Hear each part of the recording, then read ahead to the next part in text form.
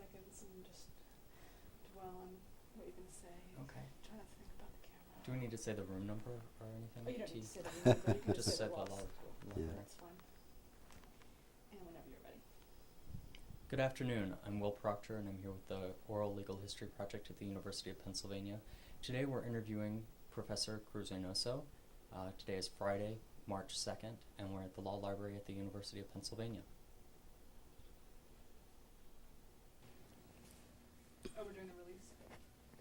We've done, so. My wife used to say I couldn't keep a job. I was really impressed reading, I saw a videotape that was on the web of last year's address at the public defender's, your public keynote address at the public defender's, it was the public defender's annual conference. No, I didn't know they had taped that. Yeah. I'd like to get a copy of it. I can give you the website. I can send your assistant, Ms. Turnbull, the link. And Oh, good. so, but I understand your wife doesn't travel by plane, doesn't take plane. That's right. She just travels by train. I understand that. So. We're ready to roll anytime you want. Okay. I'm just going to jump right in with questioning, if that's okay. Certainly. And we're taping? We're well set. Yes. Okay. Good afternoon, Professor Reynoso. Good afternoon. Thank you. Pleased to be here. Well, thank you for joining us. To start out, I'd like to ask you a little bit about your childhood and early life. You were born on May 2nd, 1931, in Brea, California. Can you tell us a little bit about how your parents' heritage and their experience shaped your childhood in Southern California? My parents came from Mexico, from a state called Jalisco, and the highlands, in Spanish is called Los Altos, the highlands of Jalisco. They were small independent farmers in that area. They came in the 20s during a time, or shortly after a time, there had been a counter-revolution in Mexico. They had just gotten married and they weren't doing too well. The revolutionaries would come. It was a religious revolution against the government. And so they would take a cow in the name of Christ, and then the federal government would come by and take a horse in the name of the federal government, and they were left with nothing, so they figured they better come to this country, and they did. Eventually, my dad was a farm worker when I was a youngster. Eventually, I ended up having 5 brothers and 5 sisters. We grew up in Orange County, California, at a time when it was very different than today. It was rural. As I indicated, my dad was a farm worker, mostly an irrigator in the orange groves. Most of us, when we got to be a certain age, started working in the orange groves, picking citrus. Very young, sometimes at 9 or 10 or 11. We would go work with our older brothers, and we would be referred to as ratas, rats, because we would nibble around the trees, I assume. Then in a few years, we would then be big enough to carry the ladders. As we spoke Spanish at home, we went to celebrate Mexican national holidays. At age 7, we moved from the little town of Brea, where there were very few Mexican and Mexican-American families, to a rural barrio in the outskirts of a town called La Habra. And so we lived in a segregated area. I went as a youngster there in La Habra to a segregated school. At that time, there were schools called the Mexican schools, as there were black schools in the South. And so for a few years, from grade 2 to grade 6, I attended a segregated school. There was no question that we were a people different from those who ran the town, who ran the schools, and so on. So I grew up very much understanding that I was American, but very much a Mexican in terms of culture and ethnicity and religion. I saw the problems that poor people have, the problems that those who don't speak English well have, the problems that those who don't have a lot of political and social power. That clearly has influenced me, because one of the matters that made me determine as a lawyer to try to work on behalf of the folk who didn't have that political and economic and social power. My understanding of geography in Southern California isn't that great, but I understand La Habra is near Whittier and Yes, too far? yes. La Habra is right next to Whittier. At Breas next to La Habra. It's all in the same Okay. northern Orange County area. Whittier's actually in Los Angeles County, but they're all together. Okay. And I understand that Whittier's a fairly Anglo area. It was at that time. It's not now, but at that time it was quite Anglo. Indeed, while I've indicated to you my background in terms of growing up as a person of immigrant families, incidentally, in Brea, however, there were so few Mexican families that everything we did we spoke Spanish at home, but everything we did outside the home was in English. We fought with the kids in English, we played in English, and so on. So I really grew up bilingually. When I was in high school, a time came when a brother of mine and I had to leave home. I left home, went to live in Fullerton, where I was attending high school. And then my art teacher and her husband, who was then my part-time employer, an artist, at that time I was an art major, invited me to go live with them. They, on the other hand, were completely Anglo. In fact, this was Mr. and Mrs. Randall. Mrs. Randall could trace her family tree back to the Mayflower, if I remember correctly. So through them particularly, aside from the matters that I had picked up, obviously, growing up, I learned very much the life of an Anglo family, and I consider them like my second parents. I lived with them when I was in high school, through college. Even when I was in the military, I still consider that my home, until I got married when I was in law school. So I've had a quite distinct sort of upbringing. Okay. Would you say that your upbringing was typical of a Latino in Southern California, or? Up until the time that I went to live with the Randalls, very much so, including our starting to work very young. During the summers, we used to say up north. We would go to the Central Valley, particularly to the Fresno area, to pick grapes, to pick plums, which we call prunes for some reason, and so on. In some ways, and you never know quite what makes a difference, I was determined to go on with my schooling. I don't really know quite when that developed. As a youngster, I remember when I was in the segregated school, Wilson School, I remember I tried very hard not to do well in my studies. I tried to do not poorly, because then you got harassed, and not well, because then you got harassed. I tried very hard to be in the middle. But despite my best efforts, during the 5th grade, if I remember correctly, maybe the 6th grade, no, the 5th grade, I started doing well. I don't know, I remember getting very interested in a whole series of books having to do with dinosaurs, and I started reading and reading. I guess all that reading helped me do well in my grades, and sure enough, the kids started calling me el profe, which means the professor, and that was a big insult. So I don't know how many fights I had to protect my honor when they called me el profe. But somehow, during that time, I was one of those youngsters who really believed what folk in authority told you, including my teachers. And the teachers did speak to us about the value of education, about democracy, being able to serve the people, being a servant of the people, not the master of the people. And I believed all those things. And so I think in some ways that inspired me affirmatively to keep on going. Then you ran into negative experiences. One time when we were in the Sanger area picking grapes, I asked the field foreman how long he thought the season would last, and he said, "Well, I don't know. Why are you asking?" I said, "Well, we always go back to school late. We have to work doubly hard to catch up." And I was just wondering. I remember he looked at me and he says, "Well, you're the first Mexican kid I ever talked to who was interested in education."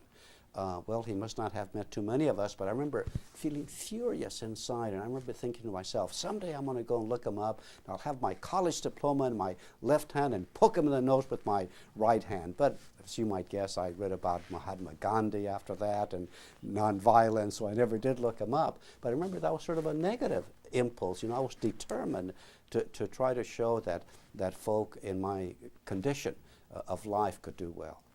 And was your foreman, was he Caucasian? Yes, he was. In California, we call them Anglos. Everybody who's not Latino or black or Asians call him Anglo. One time I met with the chair of the then chair of the Equal Employment Opportunity Commission, and he was Jewish.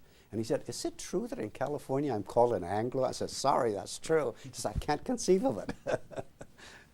Did you have any other incidents of conflict with Anglos, or was that pretty atypical, your experience with the foreman? Well, conflicts sadly came up sometimes institutionally, sometimes in a personal, but not personal in terms of my experience. I don't know whether I was simply oblivious to issues of discrimination in terms of me personally, but I certainly saw it around me. I saw folk in the barrio being arrested by the police when they shouldn't have. On one occasion, we children were picking walnuts. There were some walnut groves near the little barrio. Our barrio was called Alta Vista, which means high view. The poorer the barrio, the fancier the name. And the ranchers would allow us to go and pick walnuts after the walnut picking season came to an end. And so we'd go and pick walnuts, we would take them home, and then we would sell them to buyers who would come by seasonably. On one occasion, I don't know whether there had been a sale of that ranch, but a gentleman came by and ordered us off the land. And most of us left, but I had a rather stubborn older brother who says, "We've got a right to be here. We've always been permitted to be here." And of course, the police came and arrested him. Another time, sad to say, I saw my dad arrested. He was a very gentle man, and as he was being put into the police car, he was kicked physically by a police officer. He wasn't hurt, but I remember just the indignity of it. I was asked to be the head, the supervisor, the leader of a junior high Y group that was all male and Mexican American from the barrios near the town of La Habra. There were several actually barrios near La Habra. And on one occasion I saw two of my young boys. They were mid-school boys, I suppose 10 or 11 or 12 in through there. Maybe 13 up to 14. Anyway, I saw two of them standing in front of a hall that was the Boy Scout hall in La Habra on Main Street. And I stopped. I was driving my old Model A. I stopped. I went to ask them why they didn't go in, because it was a school-sponsored dance. And they said they won't let us in because we're Mexican. I said, "You've got to be wrong. This is a school-sponsored dance." I went in. And the fellow in charge was a fellow we called Red because of his red hair, who was a scoutmaster, and I had been in his troop. So I went in. I said, "Hey, Red, there are a couple of my kids outside, and and they say they aren't allowed to come in because they're Mexican. Surely that's got to be a mistake." And he says, "No, that's right. We're afraid there'll be problems if we let them in." So I found out who was sponsoring it. It was a service club. I found out who the officers were. I went to see them to suggest to them that maybe that wasn't the best thing to do. My first experience in being asked to leave people's offices. They weren't very happy to hear from me. But there were too many incidents like that, including, of course, the segregated school, where issues of discrimination came up. The segregated school, for example, I thought the teachers were good. I liked the school. But the whole atmosphere of segregation was an atmosphere that told us who we were and we were expected to be in our place. And sad to say, in some ways, most of us in the Latino community in the barrio sort of accepted that. That is, most of the youngsters that I went to school with in the segregated school didn't finish high school. None, so far as I know, went on to college and so on. It became what was expected by society. There were, of course, the economic pressures to work to help the family. So In some ways, at that time, I was the exception to have gone on and finished high school and then gone on to college.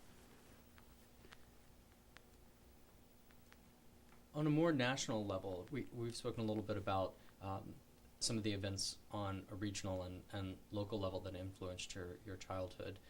But on a more national level, there were other events going on. For example, you were born during the Depression, and during your formative years, World War II was taking place. How did those events influence your childhood? We were actually fortunate that my dad apparently had a good reputation as being a hard worker. So even though things were very hard, my dad worked all the time. And during the Depression, there were hobos, as we called them, homeless people. We called them hobos then, who would come and knock on the door seeking food. And my mother was always more than accommodating. And she would set out this great feast for them with tortillas and carnitas and meat dishes and frijoles, beans and arroz, rice and all that. We children would complain to her that she fed the hobos better than she fed us. She never denied it. She said we were lucky to have a father who was working, and we had a roof over our heads, clothing on our shoulders, and food on the table. And we had a duty to share with others. And I'm sure that those teachings became very much a part of me. Interestingly, my dad was not much of an organization person. I heard about a strike that was going on during the Depression in the citrus groves. And my dad was a non-participant. He supported the strikers but didn't go out and picket and so on. And I'm not quite sure how that influenced me, because I turned out to be a far more activist person. Then during the Second World War, you have so many experiences that influence you. For example, for a while, my dad left being a farm worker and went to work in the shipyards. You know what he did in the shipyards? He did complicated electrical work. He couldn't even speak English. He had only gone to school for a few months in Mexico. Yet they needed workers. So they did a grid with colored electrical wires, quite complicated, and they would show it to him. My dad, I guess, was smart enough to do that, and they say, look, follow this grid and work on these ships. It was in the shipyards. And so I was always interested in how, when society really needs something, they can find a way to have it happen. And I've been impacted by those memories in all of the discussions that we have of affirmative action in employment, the standardized tests that we have that have a tendency of excluding so many people, and we declare them unqualified. You know, my experience has been, beginning even as a youngster, that so often those processes are used to exclude people, not to include them. So I'm sure those experiences impacted my thinking. And then, when the war was a war to bring democracy to the world, it was a war, we were told, for the highest ideals, and folk were of course brought into the military by law. And where they were brown or black or white, they went abroad. And when those soldiers came back, and I knew many of them, they came back with a very different attitude. A friend of mine bought a home, who was raised in the barrio, bought a home, we used to say downtown in La Habra, where there were very few Mexican and Mexican-American families. As soon as he bought a home, he told me, his Anglo neighbors offered to buy it from him for twice the money he had paid. He said, wait a minute, he says, I went abroad, my life was endangered, my buddy's life was endangered, some were killed, others were injured, so we could have the right to live any place we want to. I'm going to stay here. So it brought a different attitude, and I'm sure that captured my own interest. Then there were institutional matters. I saw that the barrios where we lived didn't have sidewalks, had paved streets with big holes in them that weren't cared for the way other areas were. We had no sewer system. We did have running water. I just saw the inequalities of how folk were faced in our society. One story that I tell has to do with the post office. We used to have to go to town to pick up our mail. At one time, the son of a large rancher in the area, a Basque immigrant by the name of Pastanchuri, you now still see roads named after him, and my dad used to work for him when we were young, when I was young and living in Brea. But his son, who had grown up, built a house about 2 blocks away from our barrio in the Orange Grove. And by golly, the rural delivery person would drive all the way through areas that weren't populated to deliver rural delivery mail to him, would not go an extra couple of blocks to deliver to our barrio. So I went to talk to the postmistress, and I asked her if we could get rural delivery. After all, he was getting it. Why couldn't they just go a little bit farther? And she said to me, "Well, that's not my business. That's up to Washington, D.C." Well, in retrospect, I sort of doubt that was true. But I said, "Well, what do we need to do to get rural delivery?" And she said, "You've got to write to the postmaster." At that time, there was a postmaster. I must have been about 13 or so at that time, so I figured, well, if that's what I've got to do, that's what I'll do. So I went around and I prepared a little petition and got all of the adults in the barrio to sign it, and I sent it off to Washington with my forwarding letter.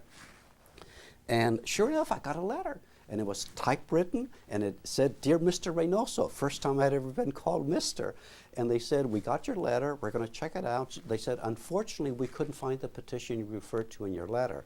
That worried me for years until I worked for the government many years later, and I figured it out. They lost my petition. Nonetheless, 2 or 3 months after that, incidentally, when I was going around getting the petition, many adults would smile and figure that I was wasting my time. My dad used to say of me as I got involved in some of these issues, he'd say, "Ah, Cruz, qué metiche eres." He'd say, "Cruz, what a metiche you are." A metiche is a person who puts his nose in other people's business. He figured that government was other people's business. And as I say, I really believed what I was reading and hearing in school. Government should be responsive. So anyway, but I think most adults agreed with my dad, incidentally. Nonetheless, I sent the letter off. I get this letter back. 2 or 3 months later, we get a note in our boxes saying, "Please prepare to receive rural delivery service." I went in to thank the postmistress for what I had imagined was all her efforts on our part, and I've never been received as icily. I think what happened was that in Washington, they didn't know about barrios, they didn't know about Chicanos and Mexican Americans and all that. They just knew that somebody wasn't being served who should be served, and I think she got a talking to, and that's why she received me so icily, but we got our rural delivery. And to me, I remember that was I remember being enthusiastic about the notion that government, if petitioned, really could respond. And I'm sure that all of those experiences really influenced me to eventually decide not to be an artist and be a lawyer, because it's lawyers that deal with all those issues. You've spoken at length about the inequities you faced as a child this morning. Yes. So. Yes. Just give me 10 seconds to roll here.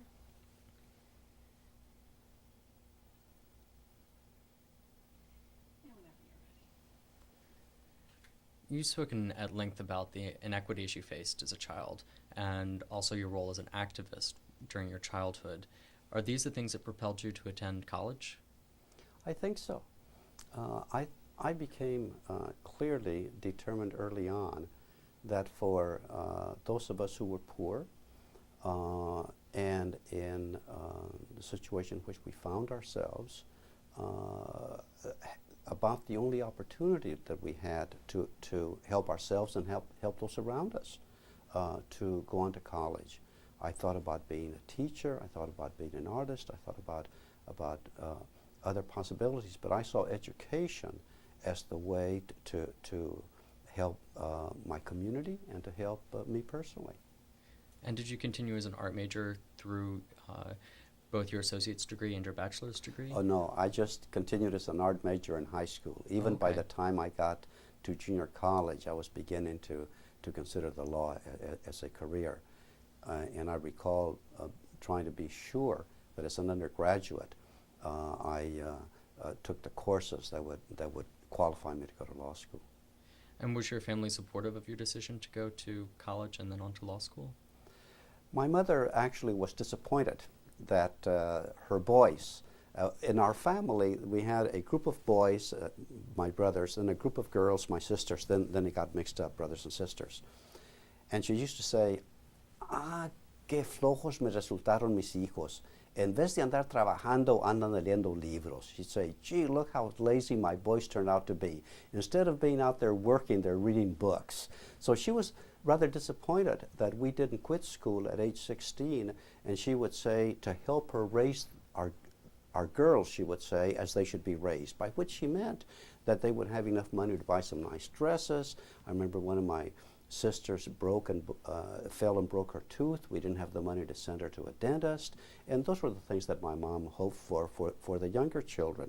So I was the third child, so I was pretty high up in terms of age, and so she was hoping that we would quit and help the family economically as was needed. So in some ways she was disappointed.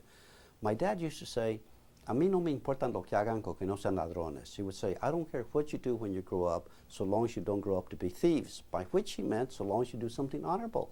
And he was quite proud of being a farm worker and working hard and helping bring forth the citrus and the fruit that would help feed the people of this state and this country and this nation and this world. So he always just looked at being honorable in terms of what one did to support one's family. So he had no objection to our proceeding, but neither did they have a concept of what it meant to go to school, to go to college. That was not their life. Their life was not a life of books and literature. Their life was a life of hardworking farm folk, basically. For example, I don't think either of my parents attended my graduation from a community college or from college or even from law school. And it took a long time for my parents. I remember my mother having a sense of pride in what I was doing. I was visiting one time at home when I was in law school, and a neighbor came over, and she mentioned to my neighbor that I was studying to be a lawyer. And I thought I noticed a glint of pride as she said that. That was the first time I had noticed that. And my dad, I remember somebody else told me that he had been honored by an organization that he belonged to for being the father of the first Latino state Supreme Court justice in California. And they told me that tears welled in his eyes as he was being honored. So eventually they got there, but I can't tell you they were really there early on. You mentioned a bit about your mom's expectations that you'd help out with your sisters. Did you continue to have family obligations while you were in school? Did you have to help out in terms of doing farm work or bringing home money to still help pay for your sister's dresses? Until the time that I left home, first as a farm worker, then later I worked as a pin setter in bowling alleys. In those days, there wasn't equipment that picked up the pins. There were boys and men that picked them up and then set up the pins for the bowlers to continue playing. And during all the time that I was at home, I would be helping financially with the expenses. When I left home, then I did not. I was then supporting myself. And I was able to support myself even in high school and college because I would work long hours on weekends, basically. You also mentioned that your mom had expected your older brothers to help out as well. Did they attend college or pursue higher education? I was actually the first in my family to go on to college. My oldest brother married young. My next older brother left home about the same time that I did. I remember we had some disagreement with my mom. I even forget now what it was. I do remember that he left right away, slept in jail the first night because he had no place to sleep, and joined the military the next day. I was a far more methodical person, I suppose. At that time, I remember that I decided I have to leave home. But I waited until such time as I could leave home and continue with my education. So I went to live in Fullerton, where the high school was. A young friend of mine had invited me to go live with him. And so I went and lived with him for a semester until the Randalls, whom I mentioned earlier, Irene and Forrest Randall, invited me to go live with them.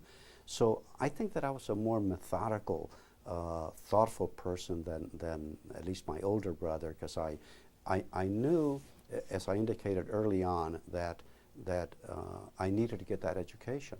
So I think I did. I made decisions that permitted me to continue. A time came, though, when I was in college, where my family was having real problems, and my younger brother was basically left in charge of the family. And I had a great sense of guilt and a sense of urgency to quit school at that time to help the family. And it was only through the persuasion of the Randalls that I decided not to. They convinced me that I could do more good for the family if I continued with my education. But folk don't realize very often, at least in my experience, the pressure and the guilt that I still feel to this day. You know, it was my kid brother who kept the family together. I was a year and a half older. I probably could have earned more money than he, et cetera, and yet it was he that took on that burden. Those are tough situations for young people who find themselves in that quandary. You mentioned that you still feel guilt to this day about that decision, but in retrospect, do you feel like you made the best decision for yourself and your family? I do, yeah. But you never know. You know, what if I had quit and have helped encourage my sisters, all of whom were younger, to continue with their schooling. Maybe if I had been there, I could have helped with that. If I had been there, maybe my youngest brother would not have ended up being a drug addict and in prison for many years. I mean, I think I'd make the right decision, but there's always that little question of how could you have influenced your brothers and sisters to have done, most of them have done quite well, but would they have done better if I had been there? So there's always a little bit of a question, I must say. And following along your family lines and talking about the influence that you might have had on your brothers and sisters, did your second older brother's decision to join the military have any influence on your decision to join the Army? No, not really. No, in fact, it was in reverse. The fact that I went to college influenced him while he was in the military to go to college after he got out. So he and I are the only ones that attended college of my brothers and sisters, and he tells me, because I had been there. In fact, he went to the same community college and sort of followed in my footsteps, even though he was a year and a half older than I was. No, I went into the military. Even there, I was rather methodical. It was during the Korean War. I had a deferment because I was a student. When I graduated, the war was coming to an end. Nonetheless, I called and told the draft board that I had graduated and I was eligible to be drafted. I was drafted, so I was a draftee for 2 years. But I actually did it on purpose. I wanted to go into the military during the summer so I could get out 2 years thereafter and be able to pick up with my education. So I served for 2 years in the military between college and law school. When you went to serve in the military, you moved all the way across country to Fort Holabird, Maryland. What was it like being so far from home and so far from your family? Well, I had my basic training in California. Fort Ord at that time has been decommissioned. To use the term decommissioned for a fort, and it was not a fort anymore. When I was there, I must have done pretty well in some exams because they asked me if I was willing to be a member of the counterintelligence corps. So I thought that sounded better than being a foot soldier, so I said sure. And so they kept me for a second round of training at basic training, advanced basic training. Then I was sent to Fort Holabird to be in the Counterintelligence Corps school. So we were taught there all about counterintelligence. Then thereafter, I was sent to Washington, D.C. That was, in some ways, a difficult time because it was during the McCarthy era, which interestingly came to an end during the time that I was in Fort Holabird. I had always been in favor of civil rights. Folk now forget that in those days, anybody who was in favor of civil rights was accused of being a communist or a fellow traveler. They would say, hey, the communists say they're in favor of civil rights, therefore if you're in favor of civil rights, you must be a communist. So to be in a school like Fort Holabird, where most of the folk there seemed to be supporters of Senator McCarthy's view, was not easy. At one point, one of the instructors was saying something about civil rights and communism and all that, and I couldn't take it anymore. I got up and disagreed with everything he was saying. And all my buddies said, well, Cruz, we'll see you in Korea. and nothing happened. He must have thought I was kidding. You know, he probably didn't take what I said seriously. So I graduated, and I was sent to Washington, D.C. During the time that I was there, the Joseph McCarthy hearings took place. And McCarthy went from being a hero in the Army, and of all the military, he was most heroic in the Army, to then being an enemy of the Army. It's interesting how quickly things changed. I had gotten used by that time, I think, in living with the Randalls, of not being in daily communication with my brothers and sisters. So I don't think that it was a trauma for me to be in Fort Holabird. It was quite an experience. I had never been east of the Sierras, I don't think, until I was in the military. So to come to the East Coast, where the trees are so different and the rain is so different and so on, was quite traumatic and dramatic, but not in terms of the family. I had gotten used to sort of being by myself. And the same thing happened in Washington. I went there with some buddies. We rented some places. We didn't serve in uniform when I was in Washington. And again, I had a tremendously interesting experience in Washington. I met my wife in Washington. It's a good experience. But I didn't have a sense of disconnection with my family. I knew I'd be going back to California. Well, you stayed quite busy while you were in Washington, it sounds like, with your work at Fort Holabird and meeting your wife. You also continued your studies at George Washington University. Was that part of your training, or was that something else that you again took on outside of the realm of... After being a student, to be on a job where one could quit at 5 or 5:30 was a novelty. So I figured, hey, I'll just take a couple of economic and history courses at GW, so I took those courses at night. Did you get married while you were in Washington? No, I went back to law school, and the woman who's now my wife and I really weren't quite sure we were going to get married, but we kept communicating during my first year in law school. I went to visit her during that summer, and at the end of the summer, after my first year of law school, we decided to get married. So we got married on Labor Day weekend that summer. And did she then move to California? She did. You attended Bolt Hall at UC Berkeley and graduated with an LLB in 1958. What was your experience like there?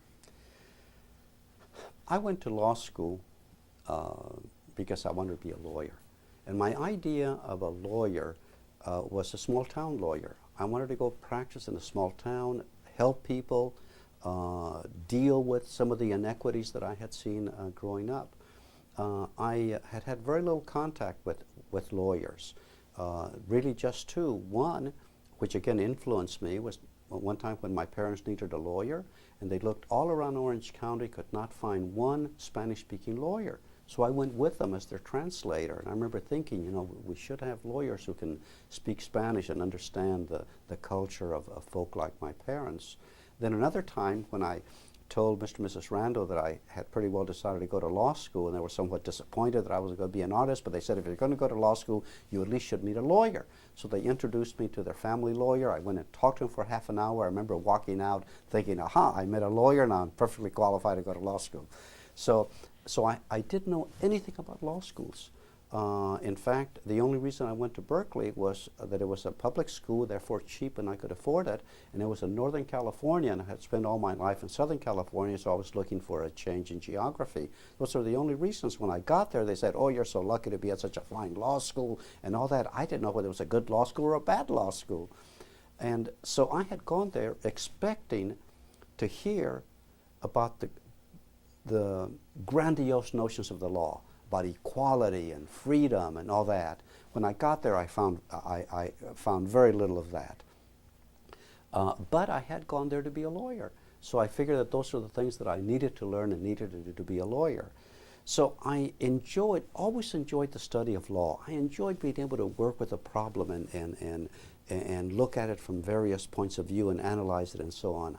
I did not enjoy law school. I used to refer to it as a cadet atmosphere. I had just gone out of the military, and when I went there, it was quite different than now. On our freshman year, they would sit us all alphabetically. And then we would attend school 6 days a week. Each day from Monday through Saturday morning. So our lives were regimented, and I think that's why I used to refer to it as a cadet atmosphere.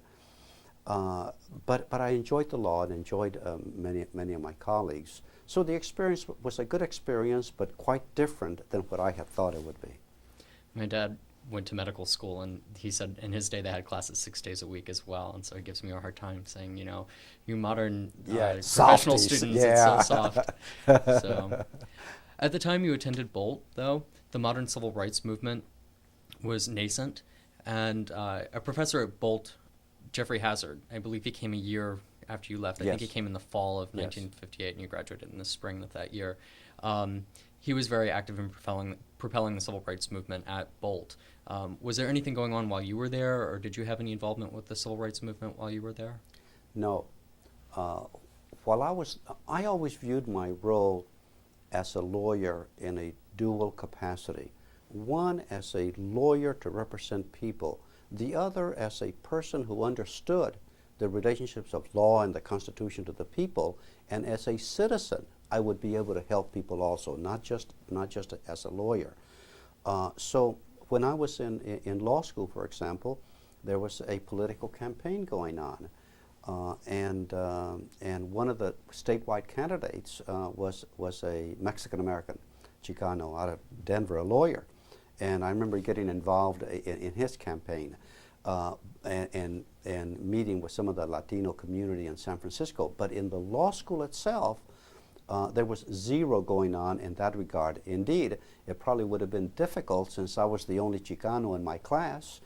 We had one Asian American and no blacks. So I think we had 3 or 4 women. That was the extent of diversity in my own class. Wow. You had mentioned an interest in constitutional law and being able to look at a problem from various angles. Was this what propelled you to pursue study at the National University of Mexico City? I think that really had to do more with my obvious natural interest in Mexico.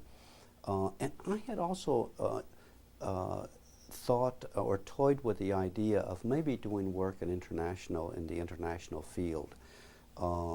And I was interested in constitutional law, so at that time the law school had some fellowships for folk who were interested in studying in other countries. And I was very interested in a provision of Mexican law that's somewhat equivalent to the writ of habeas corpus. It's called el juicio de amparo. And so I studied that on my own under the tutelage of a professor at Bolt. And I suppose that because of my interest, I got a fellowship to go to Mexico to study for just 6 months. So I went to the National University. I got there when there weren't classes going on. I met the dean and I got to know him, and I studied on my own until classes began. Then I attended the classes having to do with the Juicio de Amparo. And my wife and I attended some evening called winter classes where on all kinds of matters pertaining to Mexican culture. So I learned a great deal and I enjoyed it, and it had to do with my interest in constitutional law, but it also had to do with my natural interest in Mexico. I had tried to make sure that I learned enough Spanish, because at home the Spanish we learned was the Spanish of agricultural folk, of folk from the country. And on one occasion, I remember when I was in high school, I had the car radio on, and the Mexican president was delivering his State of the Union speech. I could hardly understand anything he was saying. I didn't understand any terms pertaining to economics or politics and so on. I remember thinking to myself, gee, you know, if I'm going to be an educated person, I've got to at least be able to understand what a president of Mexico is saying. So I took Spanish classes in college and high school, and I took a lot of Latin American literature in college. And so going to Mexico was an opportunity to again perfect my Spanish, professionally speaking, and indeed when I started practicing law, it came in, it was indeed very helpful. How did living in Mexico change your perception of the Hispanic movement in Southern California and the United States at large? I suppose that it buttressed what I already in some ways knew. When I graduated from Pomona College, I went to Mexico for about a month before going into the military, and was just struck with how distinct we who were Chicanos or Mexican Americans were from Mexicans. We really did live in a different culture, and there was a certain element among Mexican intellectuals, at least, of looking down on Mexican Americans, whom were often referred to as pochos, which is somewhat of a derogatory term for a Mexican American. In meeting with particularly some of the university students, some of them would say, gee, they would say to me that I was the first pocho they had talked to who knew as much as I did about world history and Latin American literature and all that. So there was a certain derisiveness between Mexicans and Chicanos, even those who had immigrated. That really was confirmed during the time that we were in Mexico. Secondly, I always knew that I was a person who wanted to be involved in one's own community. And living in Mexico was a reminder of how little one can get involved if one is not in one's own neighborhood. So I think it probably confirmed or fortified my notion that maybe I did not want to be in international law, did not want to be dealing with oil companies and so on. I wanted to be a lawyer in my community, working to help those folk, supporting my family, and being a real part of the community. When you came back to the United States and started your early career, you continually moved amongst the private sector, government, and academia. Was it this feeling of being needing to be tied to your community that influenced you to keep a hand in each of these areas of your career? I've been fortunate in a way that, but for my first job interviews, I've never really sought a job. So I accepted the position in Imperial County, a small rural area of California, had a large percentage of Mexican Americans and Mexicans living there. It's right next to the border. And I accepted a position that was both as a lawyer and as assistant to the state senator. So I immediately had an entree with folk in the community and immediately became active in many organizations, including the leading Mexican American organizations at that time, particularly a group called the Community Service Organization. It was a group, the chief staff person for that group at that time was Cesar Chavez, who later became well known as civil rights and labor, farm labor organizer and leader. So I immediately became very involved in the community. Opportunities came up thereafter that were related to that. For example, after being practicing several years, I was appointed by then Governor Pat Brown to be Assistant Executive Director of the Fair Employment Practices Commission. I view that as simply an extension of what I was doing, but I could do it on a broader scale. So instead of just helping each individual with cases of discrimination, maybe I could influence folk by speaking to the government officials and private employers and so on. So that seemed to be like a natural evolution for me.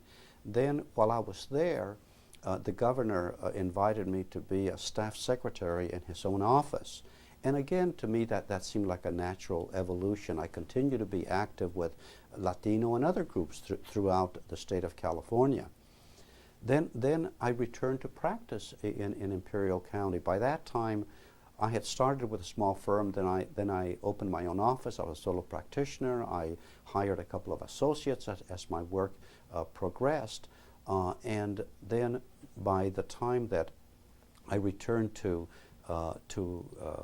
El Centro in Imperial County, one of my associates had been with me long enough that we formed a partnership.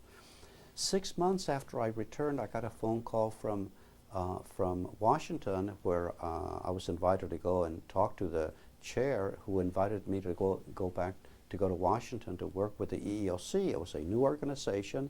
Again, it seemed to me it was an extension of the things that I was interested in. I had always told my wife that one day we'd take a leave of absence from my law firm. So I had an ideal of having a law firm and being able to take leaves of absences for public service. She didn't quite believe that we'd go to Washington, but by golly, we did. We went back to Washington. I served as Assistant Associate General Counsel of the EEOC for about a year and a half or so.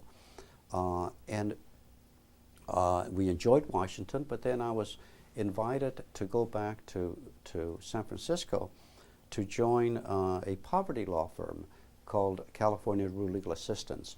I had actually been in touch with a gentleman, a fellow by the name of Jim Lorenz, who had put that program together. I had served as chair of the board before going to Washington, D.C., but had to quit when I went to Washington, so I knew the program very well. I was reluctant to join it, frankly, after working that long to build up my law firm, but eventually I was persuaded to join CRLA, and I became a poverty lawyer for 4 years. Well, that surely was an extension of the interest that I had. We were representing farm workers, we were representing rural poor. At that time, we were representing Native Americans. It was all the sort of thing that I became a lawyer to do, and so that was great. That was great work, I must say. During the time that I was the last couple of years, I started getting phone calls from law schools saying, "Hey, would you like to teach?" I taught a seminar at Bolt Hall. I taught a seminar at UCLA, and I had never in the world thought of being a law professor when I went to law school. That's not why I went to law school, but I actually enjoyed the teaching. So eventually, I was offered a position in New Mexico. I had been so socially and politically and legally active in California that I thought I needed to get away from California to see whether or not I really would like teaching, because I knew it would take time and effort. So we moved to New Mexico, and it turned out that I did like teaching. So I was there for 4 years. Even there, I was very involved in the community. I hadn't been there more than a few months when some students came to see me because they thought the bar examiners had made a mistake and failed them when they should have passed. Actually, another professor and I looked at it, and we were convinced that they were right. They had made some mechanical errors. So we brought an action against the state bar. I'd only been in town a few months, and we were already suing the state bar. Case went up to the New Mexico Supreme Court. And then I had been in town more than a couple of years. Newly elected Attorney General asked me to become his chief assistant. I declined because I was teaching, but he said, "Well, why don't you become my chief assistant on a part-time basis?" So I did that for several months. So I had in New Mexico, in part because it's only one law school, you're quickly in demand to do all kinds of things. So I really very much enjoyed my stay in New Mexico. One of our children was born there. A native New Mexican is called a manito. So I tell people I'm part manito now because my son was born there. But we really enjoyed it. Then I taught for 4 years there. I really had expected to stay there because I had really enjoyed it and I was looking forward. I had just been named associate dean, and I think we were looking forward to maybe my becoming dean in a few years. Then I got a phone call from California. There was a new governor, Jerry Brown. One of his assistants I knew very well called and said, "Hey, Cruz, the governor would like to appoint you to a high position in state government. Can you come?" And I said, "When would I have to come?" He said, "Yesterday. This is a very important executive position. We need you right away." And I said, "I just can't. I'm in the middle of a semester." And he called back several times. I just kept saying, "I just really can't." And then, so that came to an end. Much to my surprise, he called 2 or 3 months later and says, "Well, the governor says that if you can't accept an executive position, can you accept a judicial position?" I said, when would I have to report? He says, "Next summer." I said, "Okay." And so we talked about that, and I eventually accepted the position, which was on the appellate court. And it turned out that governor, I think, wanted to have the government be more representative, I think, of all ethnic and racial groups. One. Secondly, he was a great admirer of legal services lawyers. He named many of them, and public interest lawyers, including my friend Tony Klein, to high positions in government. Thirdly, he had been very close to Cesar Chavez and considered those who had worked for farm workers, I think, in practically heroic terms. And so the things that I had done many years before, where some of my friends said, "Gee, Cruz, is this really the right way to get ahead?" turned out that this governor many years later looks back and says, "Gee, this person must have done worthwhile things." And I think for all those reasons, and plus the fact that I was a professor and all that sort of thing, he apparently decided to appoint me to the Court of Appeal. I was the first Chicano or Latino ever appointed to the Court of Appeal in California. Sad to say, this is in the mid-'70s. Never had there been a Latino on the Court of Appeal. Well, that was 1976, yes, correct? Right. I feel badly because I feel like we've moved so quickly through your early career. I mean, that encompassed 14 years, and there was quite a bit that you accomplished during your early career, and then 4 years at law school. But continuing on, talking about your appointment to the Third Court of Appeals, what was your experience there, Third District Court of Appeals from 1976 to 1982? What was your experience there like? Well, I enjoyed being an appellate judge. I've told my friends that in some ways being an appellate judge is a perfect job for a lawyer because you're dealing with cases, you're analyzing them, you're writing. So I enjoyed it a great deal. Sad to say, there were a few things that turned out not to be very good there, including the fact that we had a couple of judges who, when I was later appointed to the Supreme Court, sent communications to the commission that had to confirm me, saying that I would not be a good person to be on the Supreme Court. And at that time, we had a new governor who had made it clear that, an attorney general who had made it clear that he didn't like people like me on the bench. And he had decided to run for the governorship, that attorney general, and he had made the death penalty the key element of his campaign for the governorship.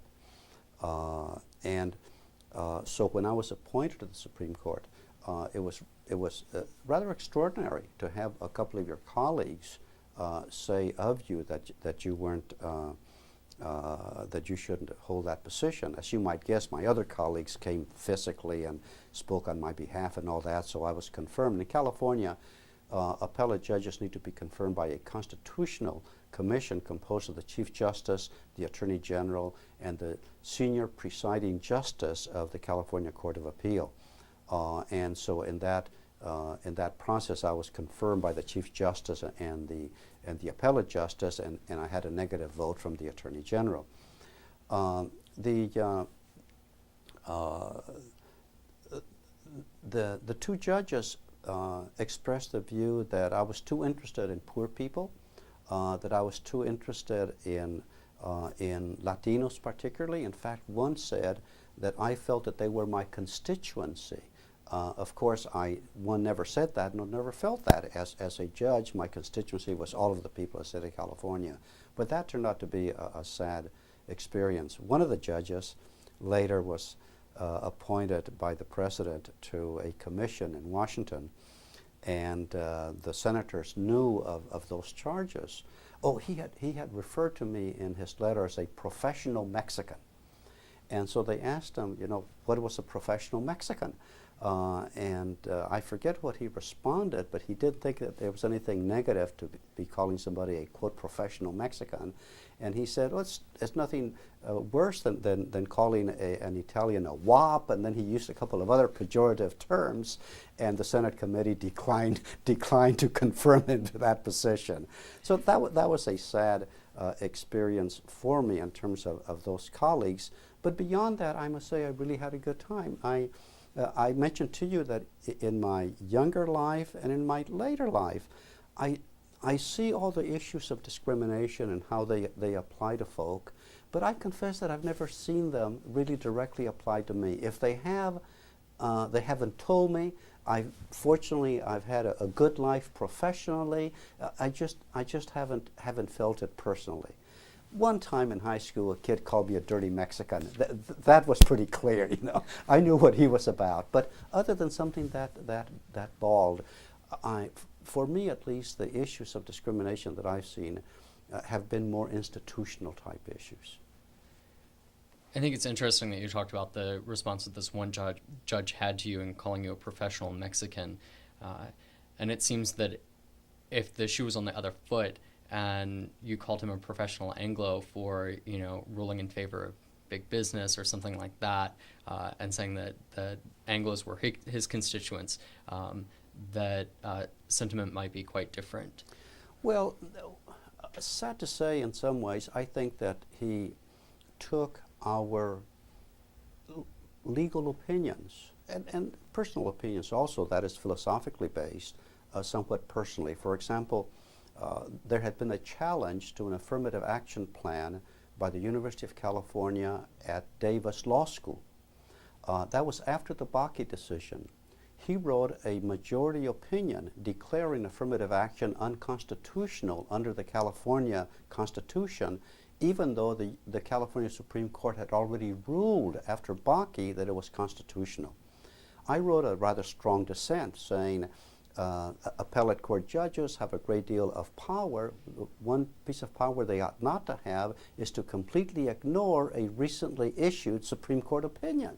Then I've ended my dissent by saying how ironic it'd be if the law school at Davis, named after Martin Luther King, was not permitted to be representative of all the people of this state and this country. And then the Supreme Court took the case and agreed with my dissent. Of course, that's what they had just ruled. And he was quite bitter about that. He took that quite personally. He resigned somewhat later from the Court of Appeal, issued a press conference saying that he could no longer abide being a judge under what he called the Supreme Court junta. That's how strongly he felt. Wow. Well, in spite of all the opposition you faced from this fellow judge, you still managed to move up to the California Supreme Court, and as you mentioned before, become the first Hispanic judge sitting on that court from 1982 to 1987. What impact did national politics have on the type of cases you saw in state court? During the time that you were at the appellate court level, the Carter administration was in place, and yet when you moved to the Supreme Court, the Reagan years had just begun. Did you see any difference in the type of cases that came in? Oh, sure. I mean, we saw at the Supreme Court level the type of cases we had seen at the appellate and Supreme Court level in California when Reagan was the governor in California. When I was with CRLA, for example, we brought an action where the legislature had passed some legislation and at the urging of the governor that simply did not follow federal law on eligibility for medical attention.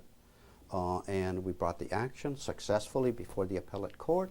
it was a matter of many hundreds of millions of dollars. And I remember the governor being very unhappy with us, saying that we were interfering with the democracy because he had acted, the legislature had acted, and here this legal services program comes and undoes the work of a democratic society.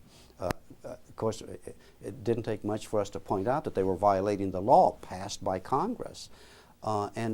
And we started seeing, sad to say, even though he had a Democratic Congress, some of those same laws coming out of Washington when we were on the Supreme Court. So we had to deal with some of the welfare laws and similar laws that were coming out of Washington that then affected the state issues. And of course, we dealt with the state issues. You penned over 50 opinions in your time on the California Supreme Court. Your cases ranged the gamut from private disputes over property distribution amongst married couples to high-profile city planning cases. You also wrote the opinions for several labor and employment law cases, an area of the law in which you had previously served as a zealous advocate. How did you balance your role as an impartial arbiter with a commitment to the rule of law, with your underlying personal commitments to humanity and compassion? Any person who's appointed to the appellate courts is already a mature person. That person comes already in with a view of life and a view of the world. I don't think we expect those people to come intellectually neutered at that point.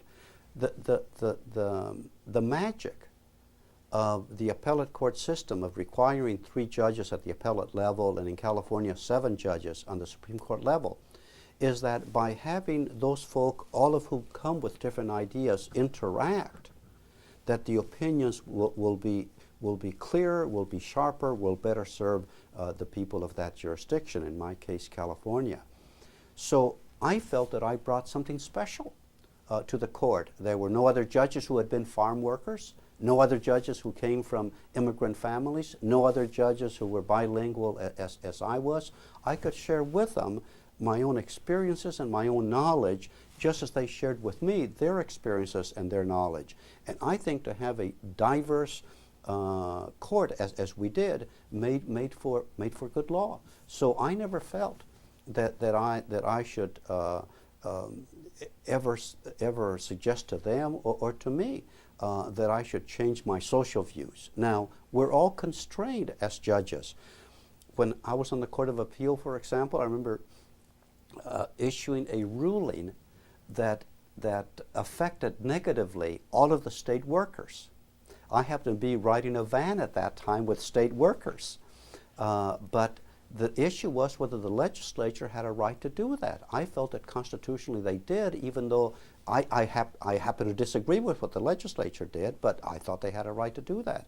So you are constrained by the rules of construction, by the rules of law, and being a judge means obeying those rules of construction. Nonetheless, there's always some room for interpretation at the appellate court, but particularly at the Supreme Court, because at the Supreme Court level, we're taking cases where we are expected to establish jurisprudential policy.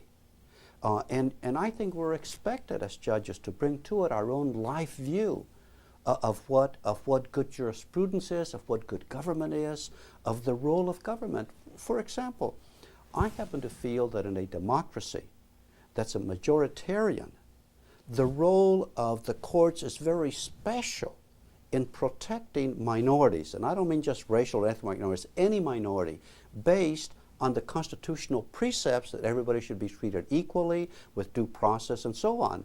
So the court has a very special role in a democracy. I hate to tell you that I think the Supreme Court, the U.S. Supreme Court, has abandoned that role in the last 20 years. I think they've done so erroneously. I think that's a very important role. And I certainly always felt that that was part of my role as a Supreme Court judge. So you come with it. Another judge might have agreed with a Rehnquist point of view. But by putting all those folks together, hopefully you exchange those views and you end up with good law. So I never saw any conflict between the views that I had in in supporting poor people and in supporting immigration rights any more than I felt that a lawyer who had represented big business would be so prejudiced in favor of big business that they would not be able to be fair. So I think that's, as I say, the magic of having more than one judge making those important decisions. I think one of the things that you bring up about the Supreme Court having changed its course over the past several years is true. I have a question, though, if they've really begun to take a role as more neutral arbiters and divorcing themselves from their life experiences, or whether they're really being judicial activists but just in the opposite direction. Do you think that's...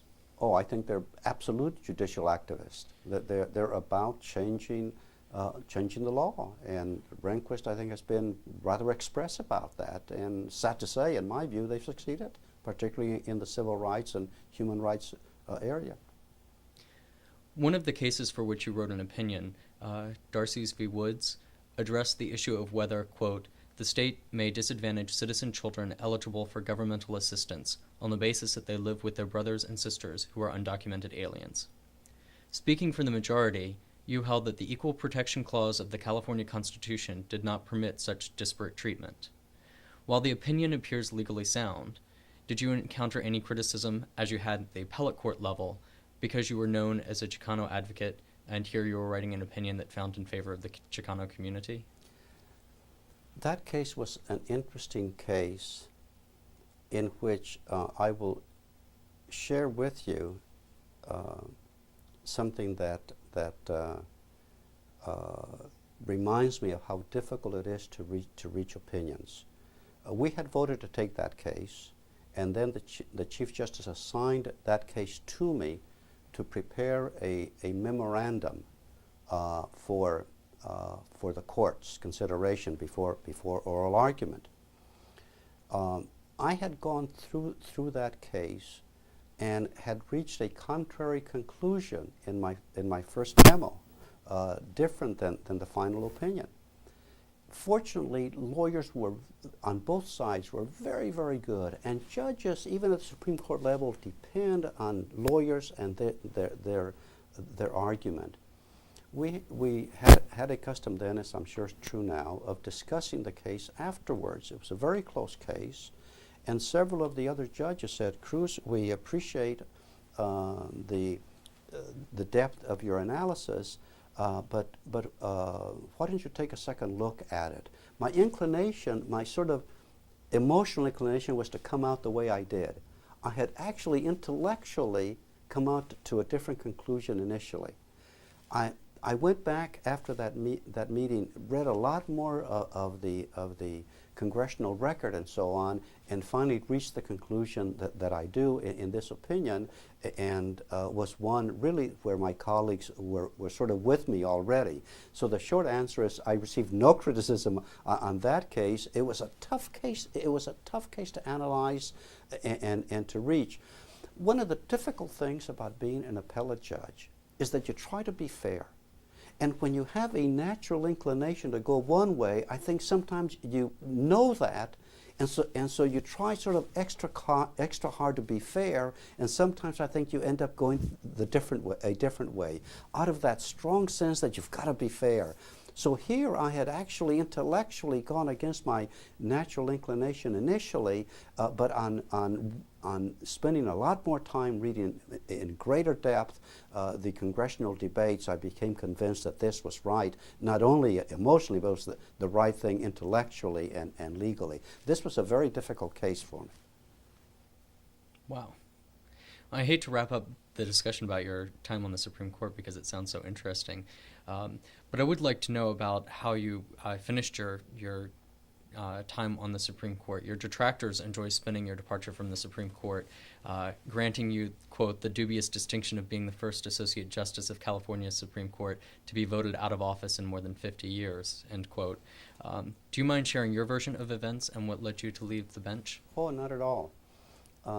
I indicated to you that the then Attorney General, his name was Deukmejian, had made the death penalty his campaign for the governorship. And he, in fact, became governor. He succeeded. During all that time, as Attorney General, then later as governor, he was attacking the Supreme Court as a court that was failing to follow the law, because we had had an initiative called the Briggs Initiative that reimposed the death penalty. Then Senator Briggs used to brag that his initiative was tougher on the death penalty than the U.S. Supreme Court had been. He was exactly correct. It was unconstitutional in many respects. And in California, the trial takes place. The judges interpret the law at the trial court level. Most of them, a few did not, most of them followed the Briggs Initiative, figuring that's California law. Eventually, those death penalties got to the Supreme Court. Then we would have to rule on it on the constitutionality. Some aspects of the Briggs Initiative were just clearly unconstitutional in terms of the mandates of the U.S. Supreme Court. So we would overturn a case. By the time that case came to the Supreme Court, several other cases had already been decided erroneously. So all those cases would be reversed. Now, I need to emphasize that not one of those who had been convicted were ever freed. The option was life imprisonment or the death penalty. And in every one of those cases, so far as I remember, no, there were one or two where it wasn't true, but in most of those cases, we would reverse only the death penalty portion, because that's the portion where the judges had not been applying the Supreme Court ruling. But the court was attacked, particularly by some politicians, as, quote, letting all those killers out on the street. And that was sort of the attack on the Supreme Court. It had been directed for years against the Chief Justice, Rose Elizabeth Byrd, who was the first woman and first woman Chief Justice, first woman on the Supreme Court and the first Chief Justice on the Supreme Court. And there was a drumbeat of attacks against her. Sad to say, in my view, it was led by Republicans. The Democrats, however, I think didn't want an extra battle on their plates. So few of them, some did, but few of them were coming to the protection of Rose Byrd. When I was appointed to the Supreme Court, under our system, we have to stand for confirmation at the next gubernatorial election. So, and that's when Deukmejian was running for governor. And I had been confirmed, also the appellate court judges have to be confirmed. I had been confirmed as an appellate court judge. I was confirmed as a Supreme Court justice. But then I was on the ballot again 5 years after I had been on the Supreme Court. At that time, the Chief Justice was also on the ballot, Rose Byrd. So the governor decided to help the campaign against Rose Byrd. I don't think that the campaign could have had the same power with only senators and assemblymen attacking her without the highest ranks, folk in whom presumably the people have some trust, attacking the Chief Justice as a person who was failing to obey the law. I used to tell people that if I believed what people said about me, that I wasn't following the law, I'd vote against me, right? So they had a very successful campaign focused on the Chief Justice. There was this little campaign against some of us 4 years earlier, but never got any place because it didn't have the support of the governor and so on, and we were all reconfirmed. 4 years thereafter, when Rose Byrd was on the ballot, those who were attacking her decided they would include in the attack several other judges. In fact, yours truly and 2 other judges. Thereafter, they decided to drop one of those judges who had been an attorney general and was well known. I guess they figured it was harder to attack him. But they still left, besides the Chief Justice, 2 other judges. There was at that time on the court 1 judge, I think already appointed by the new governor. And so they needed 3 more votes, basically, to take over the court politically. As the campaign went along, the polls seemed to indicate that they were in fact going to succeed in defeating the Chief Justice. So the last 2 weeks particularly, they decided to go after Justice Joe Groden and yours truly. I don't know whether it's simply an accident that one of the judges they were trying to defeat was a woman, one was a Jew, and one was Mexican American, but that happened to be true. There was a great infusion of money against the court in the last few weeks.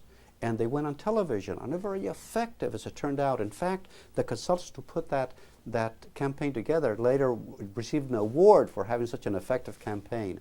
And the message was very simple. It said, Rose Bird has never voted for a death penalty. If you don't like her, you can't like Groden and Reynoso. They've only voted to uphold the death penalty so many times.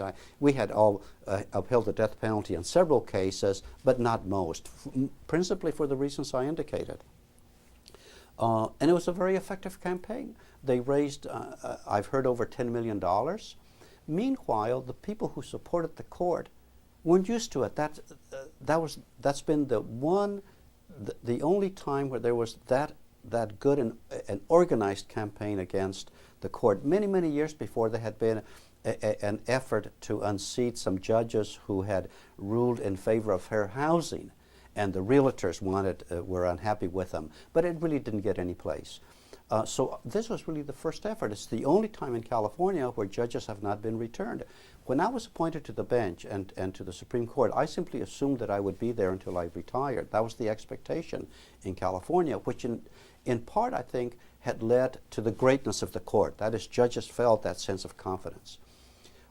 And so the folk who supported the court just didn't quite know what to do. I mean, it doesn't seem very nice to be contributing money to judges who are already sitting.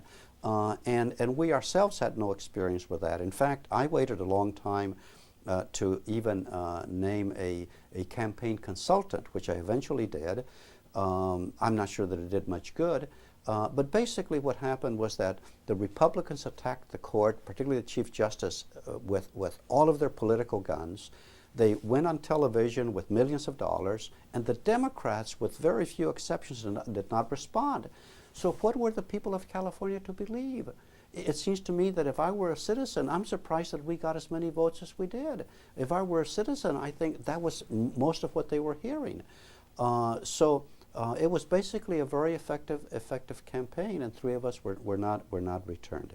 I think we all picked up, 40-some% of the vote. It was, in political terms, respectable, but it's the one and only time when judges have not been returned.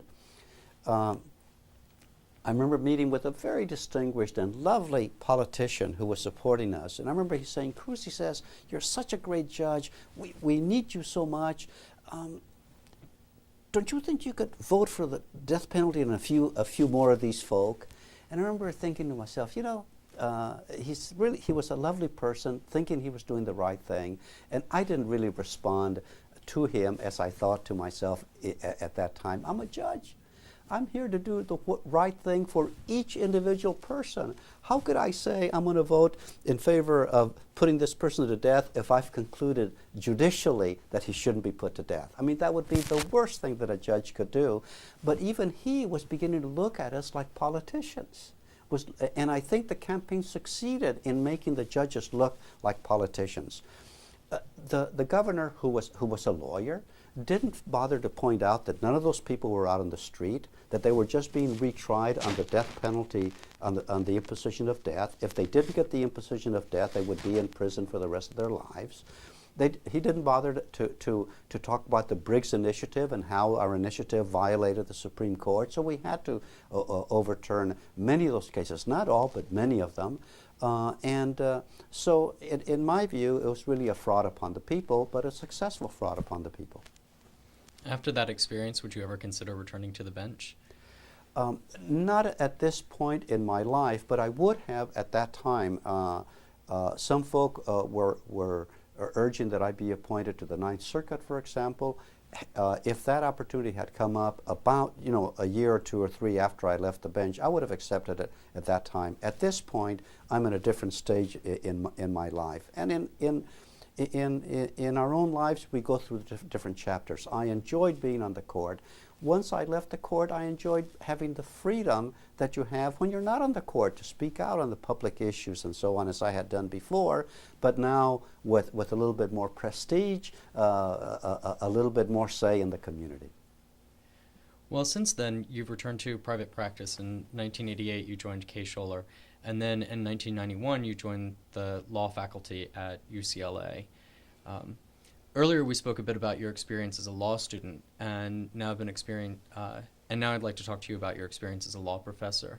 In what ways has law school changed, for better or for worse, between the time you were a student and now? There have been a lot of changes.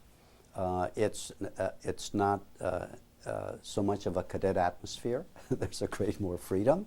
The institutions pay a lot more attention to students. There are even student evaluations of professors that never existed when I went to law school.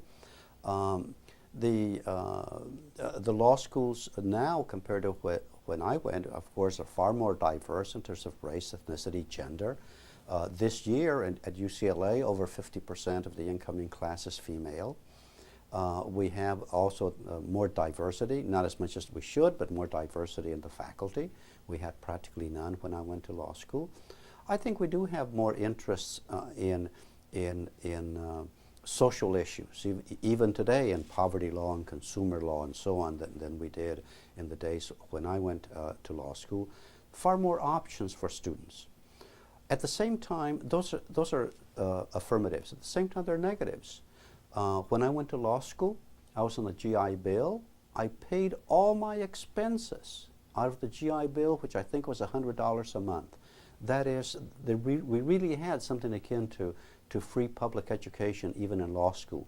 Now even the public schools have become semi-privatized, so that students graduate so often with these great pieces of indebtedness that I think is a real shame for the legal profession. So they have to worry about that. Students now are many students, at least at the leading law schools, are far more attuned to corporate law firms. There's practically an ambiance that says that's the thing to do. That was not true when I went to school. We were far more diverse. Some would work for government, some would go to small towns, and so on. Interestingly, when I was in law school, we were referred to as the silent generation. We turned out not to be so silent. I don't think yours truly was very silent. A classmate of mine was Ed Meese, Attorney General for Ronald Reagan, who turned out not to be so silent, and so on. But now, in some ways, in social issues, law students have again started to be more silent than they were certainly in the 60s and 70s. And sad to say, I think there's far more emphasis now on law as a business rather than a profession. And I advisedly say rather, because lawyering ought to be about helping people. That's what the profession is about. If we do it well, there'll be a side effect that'll make a nice living.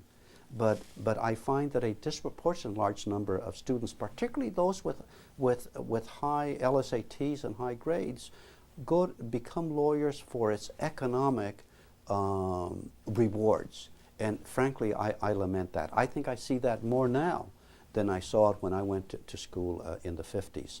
So there are many good things and some not so good things as I see in the law schools. Perhaps because of who I am, I've always found that students around me are very interested in public interest. They're interested in lawyers as folk who are there to help other people. So I've never found a dearth of lawyers that are well motivated and have gone into the law for those purposes. But many students nowadays go to law because they think that's the only option they have when they graduate. They were philosophy majors and say, what do I do with philosophy? Well, I'll go to law school. And not enough thought, I think, goes into making those decisions, i.e. the decision to go to law school and be a lawyer by many of the students. One of the things that you've spoken about in terms of the changes in law school is more diversity amongst classes. And you'd think with this diversity that we'd have more students going into public interest. You also mentioned that you had a feeling that students come into law school aiming to go towards big corporations. But I wonder if it's really their desire to go work for big corporate firms or maybe something institutionally within the law school environment. You also mentioned the fact that many students are saddled with debt. I know coming out of Penn, you can easily have $100,000 worth of debt. And also recruiting services at law schools are geared towards pushing students into firms. Oh, very much so. The answer is, of course, somewhat complex. First of all, when I graduated from law school, there were no public interest jobs. There were no poverty law firms. In all of Southern California, there was a 1/2 full-time attorney working for the ACLU. So far as I know, that was the only lawyer doing what we would now call public interest work. So we've had a great evolution in the legal profession, where now we have dozens of such opportunities. At the same time, there are far more students willing to take those 30, 35, 40,000 a year jobs far more students than jobs exist. So I've never found that lack of interest in the students in doing that work.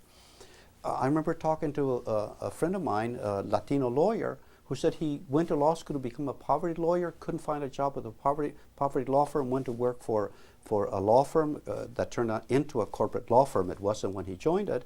And by the time I met him, he was a senior partner, and he said, you know, this is my life now. So he would have gone a very different way had he had an opportunity. I think that's very real. Secondly, the loans are very real. When I visited at Penn State some years ago, when I was named as a fellow, I met with some Latino students. I remember meeting among them a young woman who came from a farm worker family. But she said that unfortunately she had done too well at law school. She had done very well here, and so the law school said you don't need scholarships. We're going to give you loans, because we know that you can graduate and work with a downtown firm and make a lot of money and pay the loans back. So she said, I really wanted to work for a poverty law firm, she said, but now I'm stuck with all these loans and I've got to pay them back. I think all of that works together. But I must say that we just met with some students at UCLA, and I mentioned to them that because when I graduated, I was interested in civil rights work and all that. I didn't think about what we now call public interest, except in a daydream. I had a daydream that someday that organization I mentioned to you earlier, the community service organization, would have so much money that they would hire me on a half-time basis simply to represent people on a no-fee basis. Sort of my early imaginations of what we now call public interest. Of course, that never happened. But what I did was simply incorporate the civil rights work, the other work that I did, in my regular private practice. And I still had enough clients that paid money, so I was able to pay my rent and my secretaries and support my family, and yet do that. And I urge the students at UCLA to think about that. If they're really interested in public interest, in civil rights work and so on, if they need to go to work for a corporate law firm, that's fine. But then after a year or two, they start looking around for an area in which they can exercise what they want to do, and if they work hard, they're still going to be able to make a living. I think we as lawyers, if we can't find those jobs, have to take it upon ourselves to simply make it part of how we practice law. That's why I became a lawyer. That's why I did that. Wow. Do you think the ABA could do anything to promote public service amongst lawyers in general? I know they have the pro bono challenge, but... Well, the ABA actually has done a great deal, and they have units of the ABA that are working full-time on encouraging pro bono work. What I've been talking more about, actually, in terms of corporate law firms particularly, is that they ought to think a lot more about accepting cases where people can afford to pay some money, but not very much. Because the pro bono now is a completely pro bono exercise. You might be surprised to have me tell you that I really don't believe squarely in pro bono work or in legal services. That is, my experience as a lawyer was that if the client paid even $2 or $5, then they became far more a part of the lawsuit. Then I've always viewed the work of a lawyer and a client as being a partnership. Then the client feels like more of a partner. I really would wish that legal services would allow the legal services programs to charge the clients a minimum amount of money. There was a priest out of Arizona who got an award for doing poverty interest work, and of course he was a priest, so he had no expenses. His policy was that he would charge his clients on an hourly basis whatever they were earning. Well, and he, as you might guess, had more clients than he could take care of. Well, I would hope that legal services and so on would charge at least a little bit. As a private attorney, that was my experience. I remember accepting a case one time that had strong political, that the group would have had a strong political impact in fighting a certain law that was not being enforced. And so I testified on their behalf and so on. Then after a little while, they seemed to have lost interest. And here I was their lawyer, and I was the only one acting. I thought, this is not working. If I had told them, I'll charge you $100, then they would have been more involved. Or I remember another case of a retired farm worker. I say retired because he was sick and couldn't work anymore, and his farm worker wife, both were in very bad shape physically, and they came to see me to see whether I could help them in any way. I told them that I would see if there were any programs that would help them. If I succeeded, I told them I would charge them $100 and they could pay it $5 a month. I fortunately got together with a welfare worker, and she and I spent hours going over all kinds of rules and regulations that were not codified the way they are now. But by golly, we found that the gentleman was legally blind. The standard for blindness was 20 to 200, and we discovered upon examination he was legally blind, and he was entitled to a program, state program, because of his blindness. They were both elderly, and at that time the state of California actually had a pension for elderly people who had no resources. They were entitled to that. The lady had a goiter condition, which meant that she had a big bulge under her chin, and she had open sores on her leg when she came to see me, and she was entitled to medical attention at the county hospital, which we were able to get to her. And so basically I was able to help them. And by golly, every month they would come in with their $5, and they were so proud that they had their lawyer. I can't tell you how many clients they referred to my office, and they would say, "Go see our lawyer, Mr. Reynoso." I mean, they were proud to have participated in self-help. It's true that I helped them as a lawyer, but it was part of them helping too. So I've always believed that sort of partnership works better. I'm very much in favor of legal services the way it is now, as you might guess, but I think they ought to consider that. So I've urged the ABA and law firms, because I talk before law firms not infrequently on ethics, legal ethics, and I said, one of our ethical obligations is to think about pro bono, to think about representing people who may pay a little bit but don't have that much money, and who can afford to pay $300-400 an hour for lawyers. And so I think that's part of our ethical obligation. You were appointed to the United States Commission on Civil Rights in 1993 and have served as vice chairperson since 1994. Would you say that the same precepts of self-help apply in the civil rights arena as they do in legal assistance? Very much so, but in somewhat of a different way. I've become convinced that in civil rights, as in other matters, self-help is the best. But folk can help themselves in civil rights if they have economic resources. So I'm one of those who have become convinced that one of the things we can do most to help civil rights is to have those folk who are suffering from violations of civil rights be able to stand economically so they can protect themselves. It was particularly important to me in some hearings we had in the Delta area of Mississippi. And we heard all the pieces of testimony from African Americans in that area. They were unhappy about the public schools. There was not an economic opportunity for their children, et cetera, et cetera. And I remember thinking to myself, what if each of these families tomorrow magically had $1 million and had the training on how well to use those $1 million, because any money can disappear if you don't know how to use it. And I was thinking to myself, just the way the white folks had their white academies, many of them not very good, but if these black folk are unhappy, they could make with money, they would contribute to political campaigns, so they could have people there who agreed with them, who then would pay the teachers more and get better public schools. Or two, if they had the money, they could set up their own academies for that matter. If they had their money, they could send their children to college, because in a place like the Delta that's poor, if they're going to do well economically, they've got to do it through education, through tech. There was one firm there that their folk came and testified before us who were in the seed production business, very high tech, and they sold seeds of different products throughout the world. it's that sort of highly educated populace that you need to really make ends meet nowadays in this globalized world. Well, they need highly educated folk, where the black folk particularly don't have that education. And I was thinking to myself, most of the things that these folk complain about, if each family had $1 million and knew how to spend it, they would be able to take care of their own problems. So when I see civil rights issues, I immediately think about its economic ramifications. In California, when we have adverse matters happen politically, it's very often because those who are affected adversely, as with the anti-affirmative action initiative, didn't have the resources to educate the public about what it really meant. So to me, economics and civil rights are very tied in. And yes, it's self-help, but in somewhat of a different way.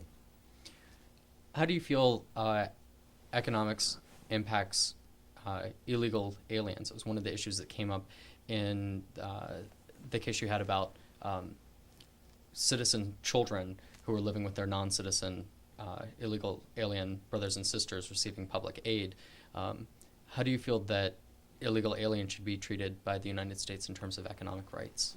My view is that, as happens so often, Winston Churchill once said that a democracy has to have a certain element of self-deception to be successful. In dealing with the undocumented, we have a lot of self-deception. We have a law that says undocumented workers don't come. And incidentally, only about 50% of the undocumented workers are Mexican. Many of them, thousands, tens of thousands, are called Canadians and Europeans and Russians, but somehow we never talk about them. But particularly with respect to Mexican undocumented, we have laws that say don't come, but we have an economic system and an employer system and a social system that says please come. And so they're responding to the invitation. So I see many undocumented in practically heroic terms. They're coming up here to work in sometimes a hostile land so they can earn enough money to send back to their families. Those who come are folk who have strength, who are willing to take chances in life. Mayor Giuliani, with whom I disagree on many things, nonetheless says that of New York City, the economic revival of the last few years, he says, is due to immigrants, including undocumented. And I agree with him.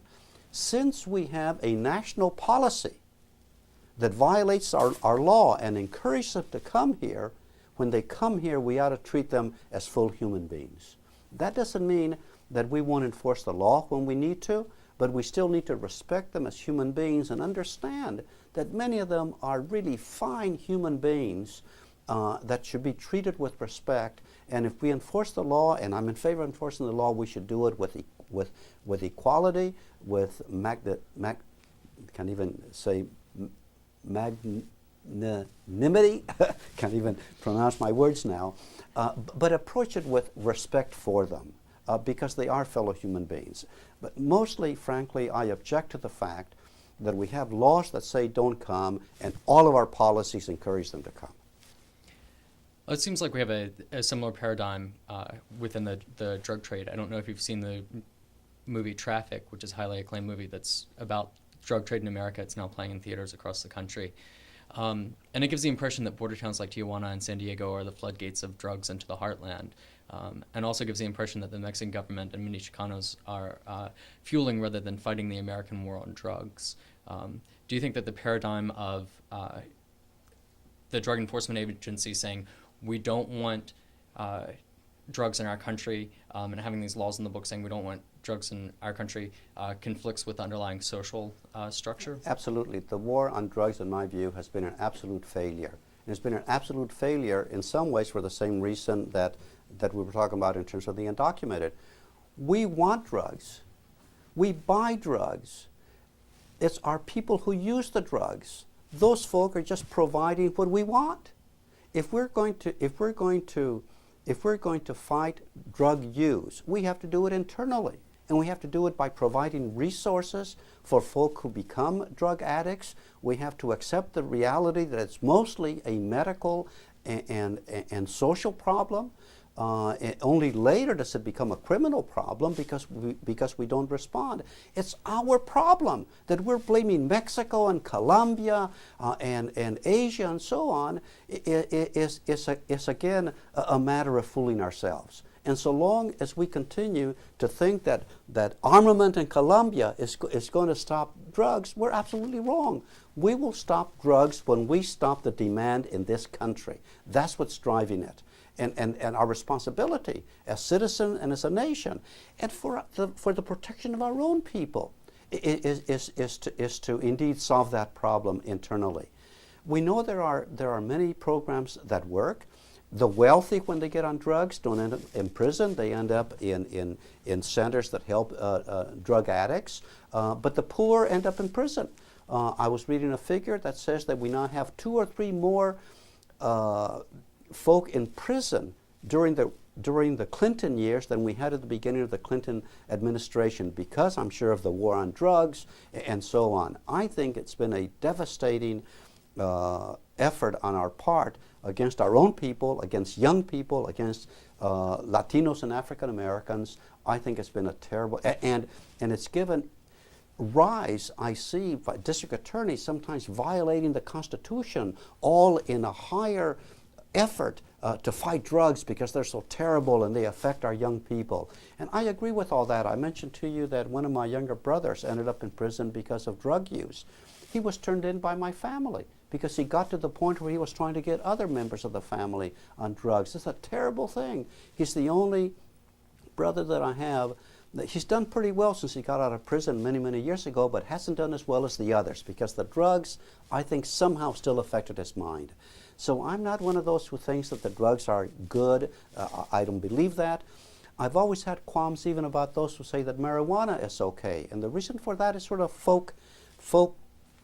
folklore, folk knowledge. When I was a youngster and somebody wasn't acting quite right or was being overly forgetful, the older people would say, que pobrecito es marihuano. He said, gee, what a poor, we feel sorry for him. He say marihuano means a marijuana user.